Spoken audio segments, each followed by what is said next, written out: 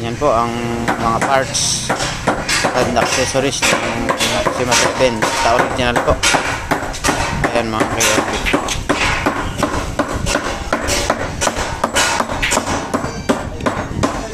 Slate po yan mga kayobi.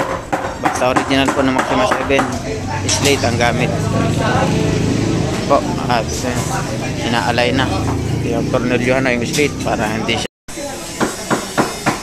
Ayan mga kayobi, deliver assemble kami ng Maxima 7 Star Billiards Maxima 7 dito sa San Fernando Road, Bambang, Nueva Vizcaya, sa bilyaran ni na Ma'am Dina Flores. Tatlong Maxima 7 na to mga kayobi, original po na Maxima 7.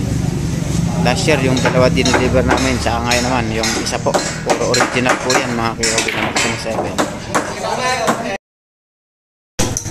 Yan na mga kayobi, tapos ng tapetehan ang ating mga bandahan, at ang tinatapetehan naman ay ang mesa.